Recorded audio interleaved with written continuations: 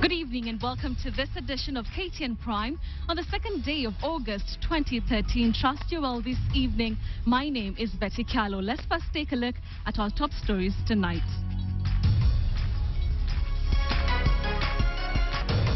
Don't ask us, why did he intervene in the beginning? Everything has its own time. And the president is not like Muzonzili, who has all the time. The strike is off, but will teachers get a full pay? Life after Somalia, tough journey for former abductees.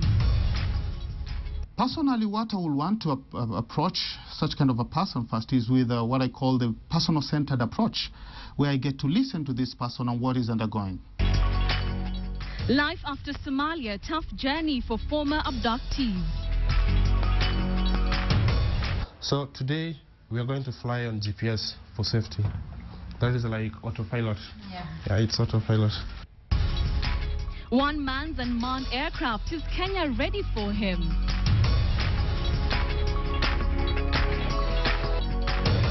Itabidi wananiambia enda ulete taa ndio mgonjwa apate light. Hospitali yetu hatuna stima. Hospital in darkness and the one lamp in high demand.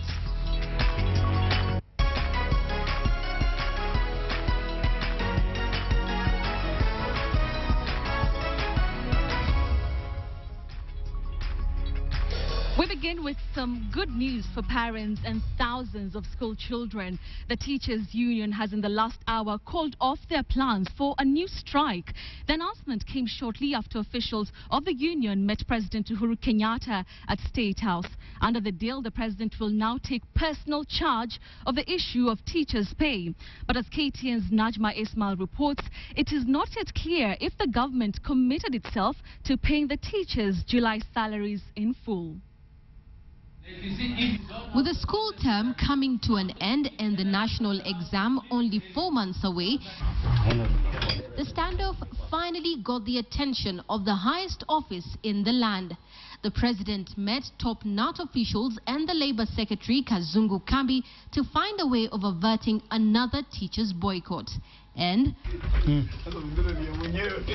moments later, the teachers made the announcement that will be good news to thousands of parents and teachers across the country. Today we are happy lot as a leadership because for the whole day we have been putting our heads together and trying to find exit routes out of this problem. I would like to say we want the teachers of this country to continue teaching with the commitment and the zeal that they've had in the past. Don't ask us, why did he intervene in the beginning? Everything has its own time. And the president is not like Muzonzili, who has all the time. NAT's top organs were due to meet next week to endorse plans for a strike that was set to begin on Wednesday. But now the officials are urging teachers to roll up their sleeves and get down to work. We have created as a Labour Ministry the conducive environment for any negotiations. And I'm happy to say that the NAT, who are my brothers, have agreed that they will follow the law up to the latter. Earlier in the day, pressure had been mounting on the government to resolve the issue, with the Kenya National Commission on Human Rights terming it a violation of children's rights. Article 53 of the Constitution guarantees every child the right to free and compulsory basic education, and also provides that a child's best interests are of paramount importance in every matter concerning the child. Now many parents will be hoping that the battle over pay is over and that once again their children can go to school and get some real education. Najma Ismail, KTN Prime. The Big Q, in association with Nguvu Cement. So the teachers have called off their planned strike following a meeting with the president On our big question tonight, we ask, should the teachers now be paid their July salaries in full? SMS your yes or no response with a short comment, and I'll be able to sample them at the end of this bulletin. You can test those comments to the number 8040. Choose Nguvu for undoubted strength.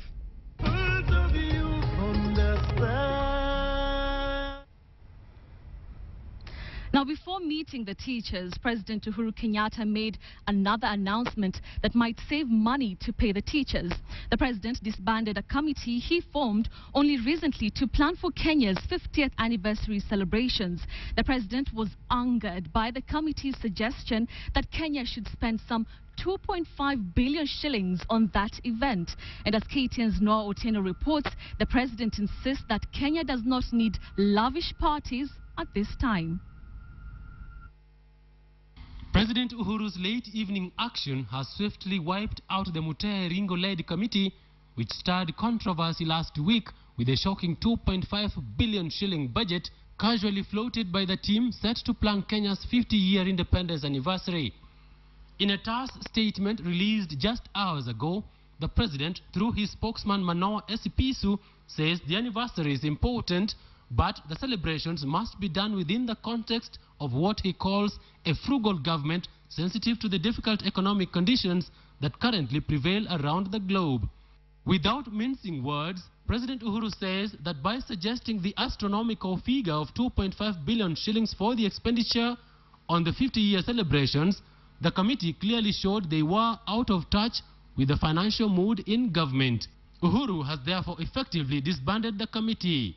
The committee's timing seems to have been unfortunate, releasing the high budget just as Uhuru's government is struggling to pay public servants, with several sectors already complaining of delayed July salaries and doctors, teachers and civil servants demanding more money.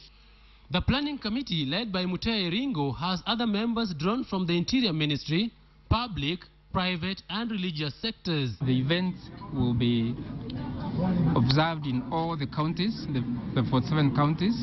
State House says the committee will be replaced immediately with a new one to take over the planning for the Golden Jubilee celebrations.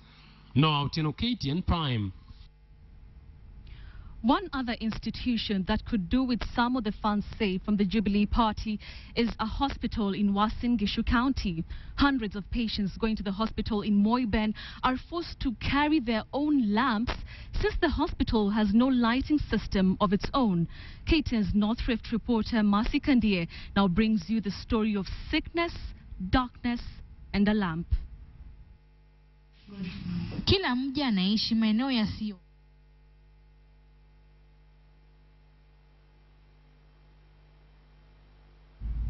We do apologize for that mix-up. We'll air that story in just a short while. It is indeed the story of a hospital in Moiben whereby the patients are forced to go to hospital with a lamp because the hospital does not have the lighting system of its own. And of course, it's a big question, especially to the governor, Jackson Mandago, who of course is supposed to take care of that very needy situation.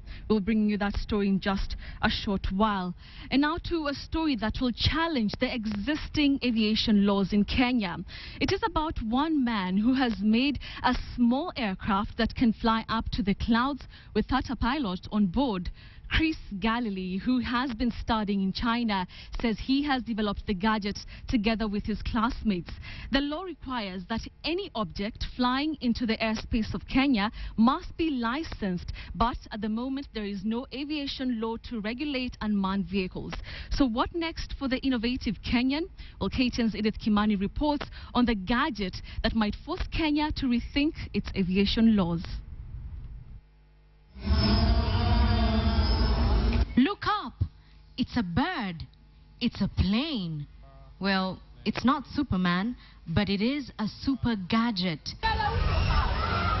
This is the Phantom, a brand in the growing market of UAVs or unmanned air vehicles, a technology that has now made its way to Kenya. Stop the photo. Behind the controls and owner of the device is Chris Galilee, who mans it with unmatched ease.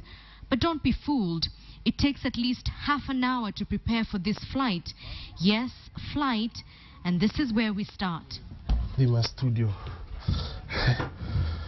We check in at this house in Umoja where the 26-year-old aeronautical engineer takes us through his improvised cockpit. It isn't long before Chris brings out the Phantom, the impressive technology weighing only as much as 2 loaves of bread. The Phantom is classified as a remote-controlled quadcopter. Very simply, a flying device similar to the helicopters, but with a lift and thrust from 4 propellers rather than just 1. A clever feature on this UAV is its camera. It's a sports camera capable of filming. It's 11 megapixels with a wide coverage of 140 degrees maximum to the list of 90 degrees. So today we are going to film at a range of width of 140 degrees. Chris gets into more technical details in very technical language, but he is in his element, so I do not stop him. Chris has extensively studied and even made a few UAVs himself. The next step, he says, is to commercialize them. Yeah, my main purpose of purchasing this was to do business with it and to commercialize it for recording parties, aerial recording of parties and photography of weddings. We can do the wild, we can view the wild from above, the poachers, we can monitor poachers. But before I can buy into it, I ask for a demonstration, and so we prepare for takeoff. Which shows it has captured all the satellites we need. So it's ready to fly. Go.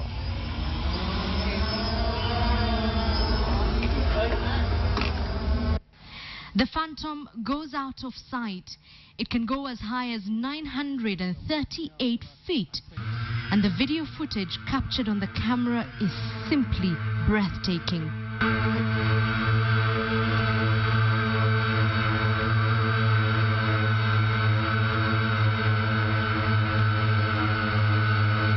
The last couple of years have seen an increase in popularity in UAV technology, particularly in the industrialized world. But as this technology comes into Africa, now we are seeing into Kenya, the question is, are we prepared for it? The answer to this may be no.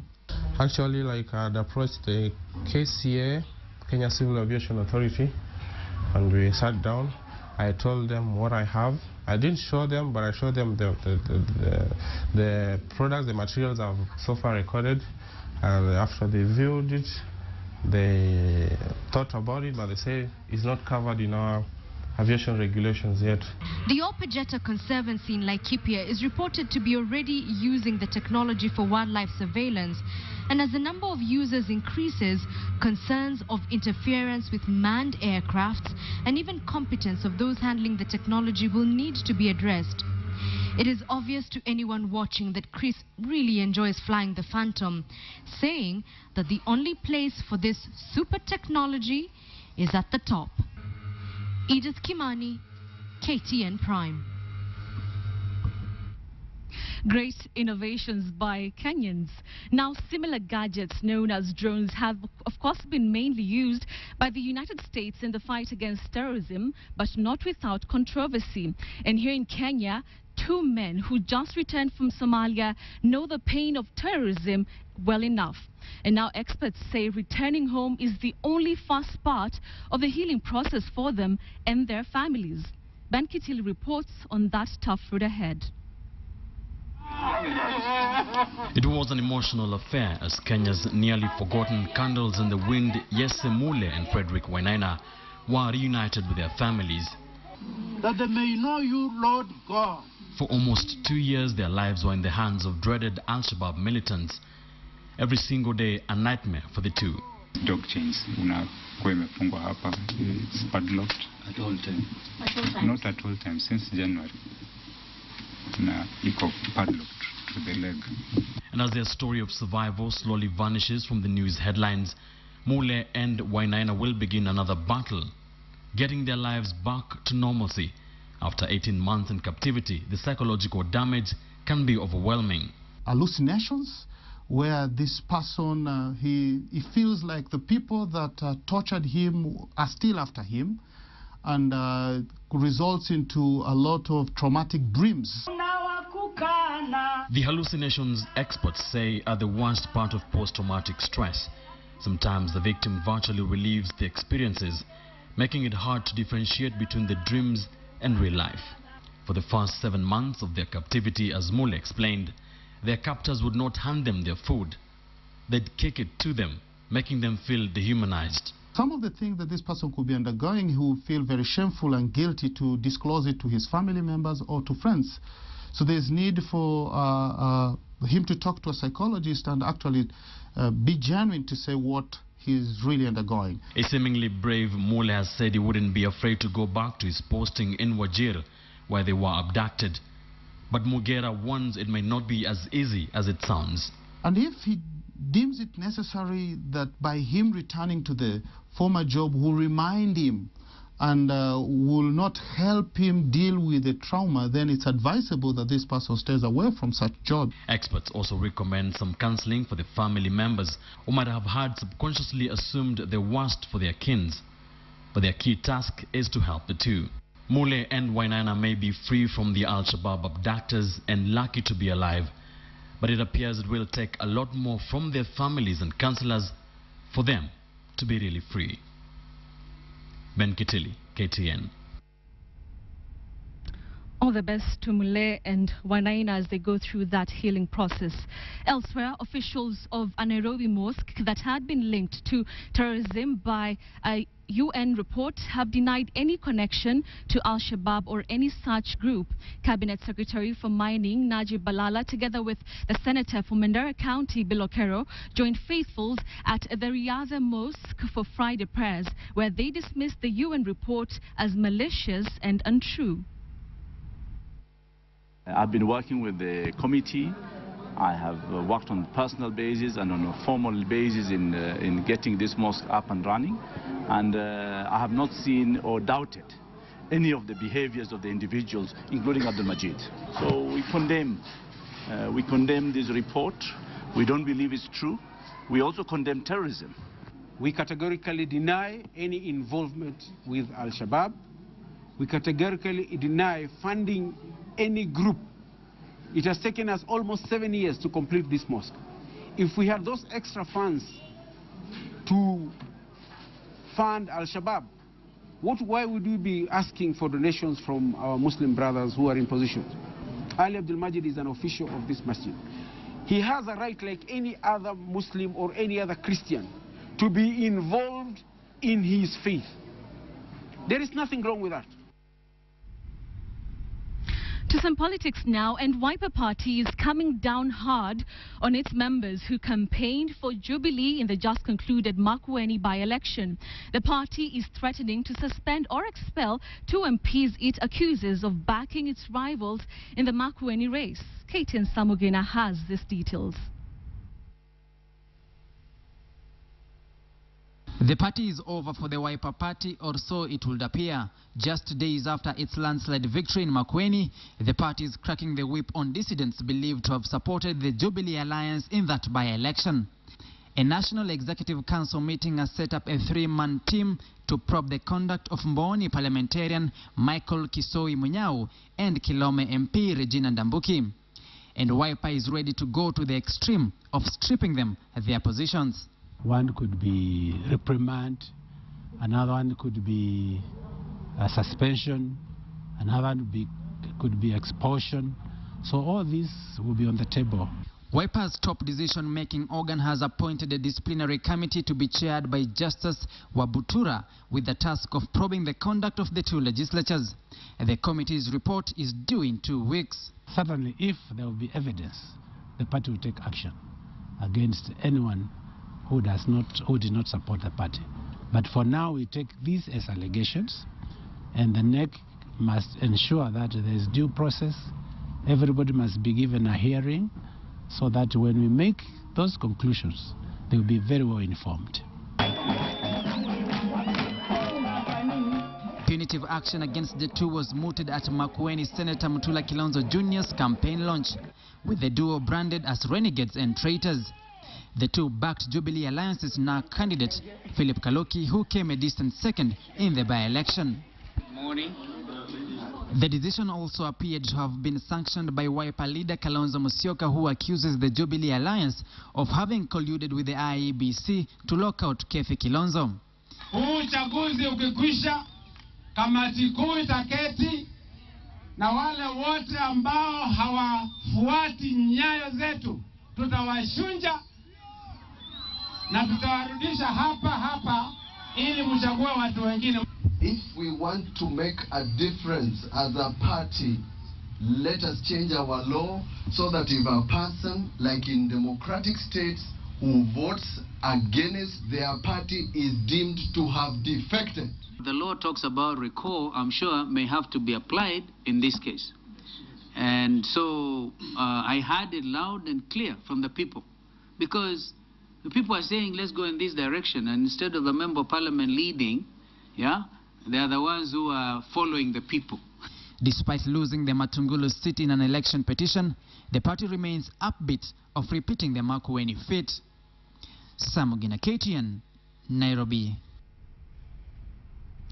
Now, for a full dose of such stories from the counties and much more, you can now get a copy of a newspaper that brings every story closer to you. We are talking about the newly launched weekly newspaper from the Standard Group, The Counties. The paper that hit the streets today has elicited excitement in many counties across the nation. Coming closer to you.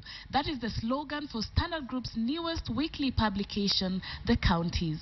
And very close it came to readers from across the counties today as it was officially rolled out to newspaper vendors. And what is The Counties all about? We believe that we have to be more relevant to our readers. When government functions are devolved, resources are devolved, people move back to the counties, and that is where development and all the other social and political functions are happening.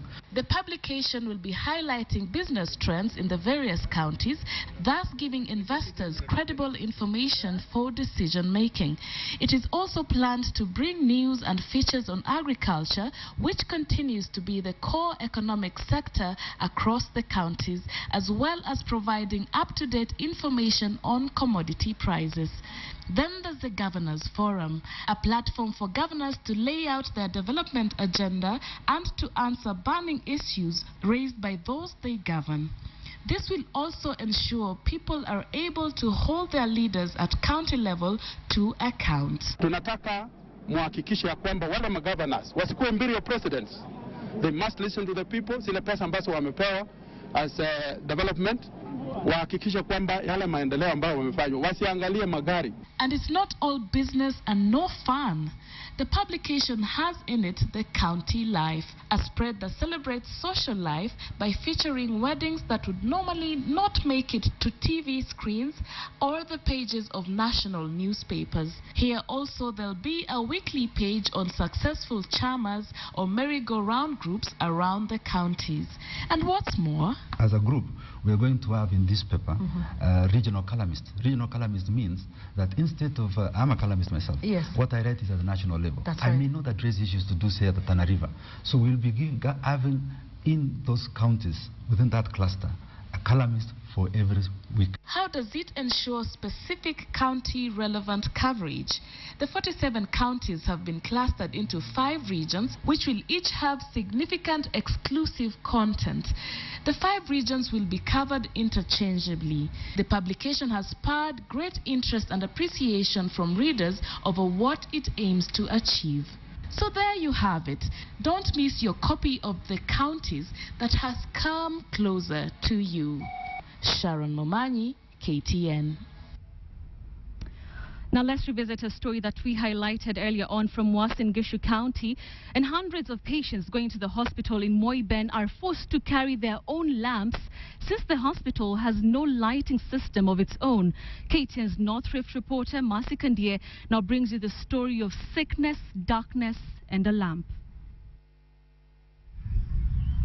The construction of the Moiben Health Center in Moiben constituency, Uasin Gishu County, raised hopes in this village, hope that the health standards within the region would improve. But if the saying that one should not judge a book by its cover is anything to go by, then this would be the typical example. Kama umepewa sahani na chakula kuna sahani hiyo. A sneak peek inside the health center reveals a healthy dose of surprises. The health center has only one clinical officer and 5 nurses. There is no doctor, and today's evening shift is being handled by one nurse. Tukipata emergency kwa hiyo daktari mmoja anazunguka kabisa kwa wanaona hospitali iko na shida.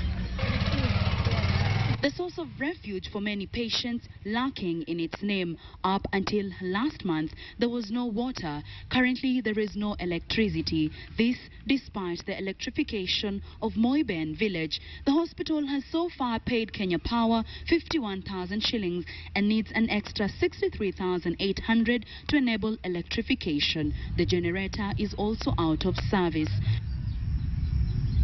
With the dusk falling, the greatest fear among many villagers in Moiben is the thought of falling sick. With no electricity, one needs to carry their own lantern to the health center. We meet this family. One of their sons fell sick after consuming an illicit brew in the village. He was admitted here yesterday. Then he was in a pathetic state. Lakini ikafika masaa ya jioni, hakuna ward ya male ward hapa. Sasa ikabidi nimeambiwa nimpeleke kurifa, lakini sikuwa na pesa. Ikabidi wananiambia enda ulete taa ndio mgonjwa apate light, kwa hiyo hospitali yetu hatuna stima. Today, though, the patient, Thomas, seems to be still in poor health. He is not able to talk, but he can't stay longer. There are no male wards, they tell us. Tomorrow, if he does not improve, then they will have to take him to the Moi Teaching and Referral Hospital in Eldoret town. Mgonjwa anachakaa kuchanganyika, lakini ninaombea Mungu atapona kwa sababu amepewa painkillers. Paraffin is bought at the local gas station. Another patient is being admitted. And apart from these written requirements from the management, if one needs to be referred to another hospital, the fuel cost for transportation is shared between the hospital and family. Unita Cheruto is in labor and she's expecting her firstborn child tonight. It is her hope and the hope of medical practitioners here that she does not develop any complications. For if this happens, the equipment that are to help her and her unborn child all use electricity. She will then have to be referred to the nearest hospital, which is about 42 kilometers away. As the evening light burns bright, Unita tells me she is hopeful. Her 2 relatives stay with her, and when she will be giving birth, others will have to wait as the one nurse attends to her. We leave. The following day, I am told, Unita gave birth to a bouncing baby girl weighing 3 kilograms. Marcy Kandie, KTN, Moiben, Uasin Gishu County. Now to the courts, where the war on corruption suffered a new blow, and that controversy about land in the TJRC report is back. Here is our court reporter, Winnie Kamau, with those details. This is only the latest setback for Kenya's anti-corruption body. The lobby group Trusted Society wants the court to restore an earlier order that declared Mumo Matemu unfit to head the anti-graft watchdog. The group is faulting the 5 appellate judges who overturned a decision by 3 High Court judges declaring Matemu unfit to hold that office. The group, through their lawyer Kipkoech Ngetich, claims the appellate judges overlooked the issues raised in the earlier case on Matemu's integrity. But the 5 appellate judges in their ruling said there was inconclusive evidence and half-baked allegations against Matemu's past deeds, and that the High Court failed to meet constitutional requirements in its ruling. Matemu was appointed in September 2012 by former President Mwai Kibaki, and at the High Court, Senator Beth Mugo and his brother Ngagi Muigai wants the court to compel TJRC to prove its allegations published in its report claiming Mzee Jomo Kenyatta grabbed public land and dished it to his relatives. Beth and Gengi, who are the late Kenyatta's niece and nephew in that order, want the reports linking them to illegal acquisition of land quashed. Ngangi further wants the court to compel TJRC to prove an allegation in the report that he was given land by Jomo Kenyatta as a wedding gift, while Beth Mugo admitted that she did own property in Nyali, Mombasa, which she purchased with her husband Nicholas Mugo, and denies the allegations that linked her to irregular acquisition of beach plots. Lady Justice Mumbi Ngugi allowed the two to commence their suit against TJRC and directed them to file and serve by Thursday next week. Winnie Kamau reporting for KTN. Let's go to Elgeyo Marakwet County now, where residents are rapidly trading cows for camels. The herders have chosen to go for animals that can withstand the on and off dry season there. KTN's Mercy Kandia reports on the new animals of choice in Kerio Valley. These are the sounds villagers here have known and heard all their lives. But change, as they say, is inevitable, and so Rimoi village is getting used to a new sound. The groaning and high-pitched bleating of camels. Lab Kayet self-help group in Keyo North rear 40 camels since 2006. Long strides taken to move from what they have traditionally known as domestic animals. Wengine wakasema ngamia iko na ngamia si ya watu wa Kalenjin. So wengine wakasema ngamia inachekochelea. So kulikuwa na maneno mingi ambapo watu walisema ngamia si mnyama mzuri. Wengine wakasema labda mgreta ngamia sana sana watu wa ngamia wanafuata na mambo ya wezi. And so the village needed convincing that camel rearing was possible. Tufanya exhibition ambayo tulikamua na kupika chai, zingine tukachamusa, tukapatia watu. The camels were brought from Koloa in West Pokot County, a region that has the same climatic conditions as Rimoi. Raphael Cheboy managed to convince 21 residents to join the Labkayet self-help group. Hii jina tulichagua kwa vile tulikuwa tunataka hiyo kitu kipya na kiwe kwa mwangaza kwa wenyeji wa Keyo. And the light that was sought was the solution to the sudden environmental change, dry seasons that had resulted in very minimal milk production from the cows, something that in the end hindered healthy growth among the children. Wakati maji imekwisha, ngamia inaweza kaa kama siku 7 kabla hajapata maji. Watu wetu zamani wana kama ng'ombe na mbuzi, lakini siku hizi kama maendeleo yanakuja, hata sisi nimefurahia ngamia. Silence has to be observed when milking the camels, and when done, residents get to buy 30 shillings per litre. They get about 45 litres daily from 5 camels, slowly closing the doors of poverty. Na inasafirishwa mpaka Eldoret kwa wanaorias ama waindi wale wanaishi kule.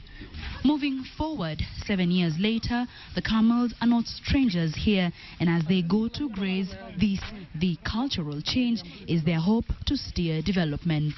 Labkayet means light. It is one light that the residents of Rimoi area hope that the future generation, the young generation, will get to learn from and continue this initiative that gets them more than 15 litres per milking session, which translates to about 50 litres in a day. Mercy Kandia, KTN, Rimoi area in the Kerio Valley. And Mogoshio, and is said to have a yield potential of just about 40 bags per acre. Cape Courier said the seed is still under trial and will be sampled in different parts of the country for the next 6 months. The seed variety will be available for purchase by farmers in markets in January next year. The seed was unveiled earlier today at the Kabrak University during an Agribusiness Expo 2013. Some of the sponsors of the event include Standard Media Group, Kenya Seed Company, amongst others.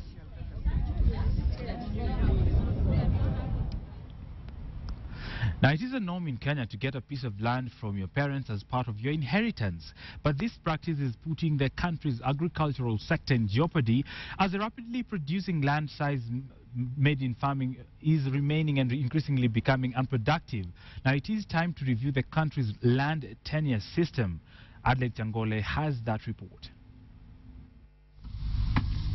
Kenya's agricultural industry has continued to perform below expectation every year, despite holding a significant portion of the gross domestic product. The agriculture sector is probably, in many respects, less professional, less organized than other sides of the economy. The key reason around is that many Kenyans end up in agriculture as a career of last resort. Agriculture has, not just here in Kenya, but everywhere in the emerging economies, have for too long been the sector where you go, where you survive if you cannot go anywhere else.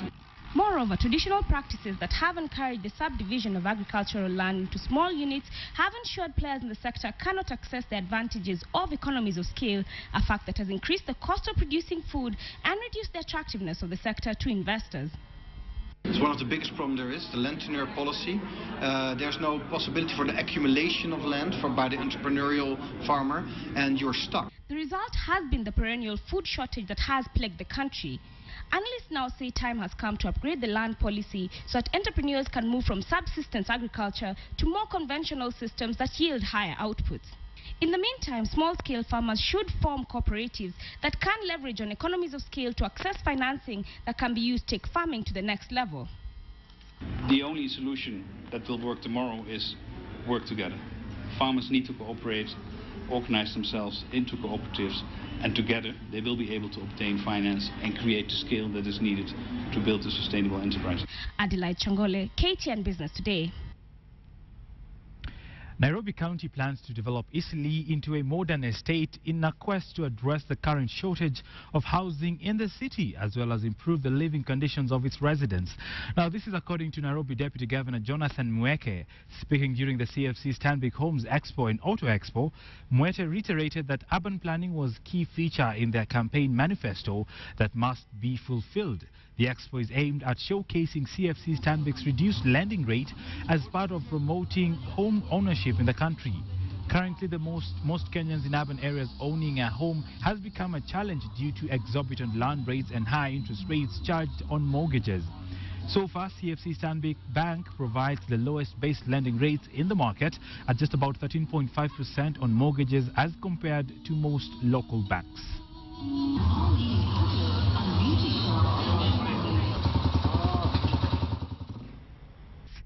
Go and conquer the world. Those are the words of President Uhuru Kenyatta to the Kenyan team as they left for the 14th World Athletics Championships next week in Moscow, Russia.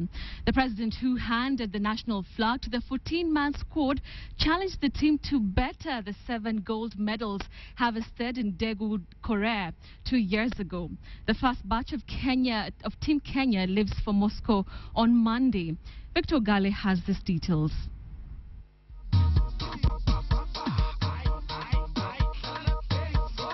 As has been tradition, the national athletics team to the World Athletics Championships in Moscow paid a courtesy call to President Uhuru Kenyatta's State House, Nairobi. But besides the courtesy call, the president used the opportunity to encourage and challenge the team to do better in Moscow during the 14th IAAF World Athletics Championships. The president regretted the absence of 800 meters record holder David Rudisha, but remained optimistic that those who will wear his shoes will deliver. To our athletes, who I am sure will make us proud. Pia mukirudi, tutakuwa na mipango yenu pia ambaye ya kuwa encourage ndio muweze kwenda. Matayarishi kweli imekuwa mazuri kabisa, hatuchakuwa na shida yote. Hata wa leo tukiwa tumebaki na siku 2 tuende, tuko sawa kabisa. Mazoezi imekuwa ikiendelea vizuri, hatuchakuwa na shida yote. Kuna ile pressure tunasema if fearness or if fever before the competition. So hiyo lazima ikuwe kwa mchezaji yote. The rugby 7s and 15s teams were at State House to return the national flags and present the trophies won during their recent international assignments. Though the president did not specifically spell how much the government will reward medalists, he promised that the government will remunerate the athletes. Your world-beating exploits are now emblems of our national pride, and the role our athletes have played in cementing patriotism and national solidarity is a unique national gift. Athletics Kenya chairman Isaiah Kiplagat announced that Kenya will be to host the World or Youth Championships in future, and the president gave him the green light. The 14th World Championship starts on the 10th of August to the 18th. Victor Ogale, KTN Sports.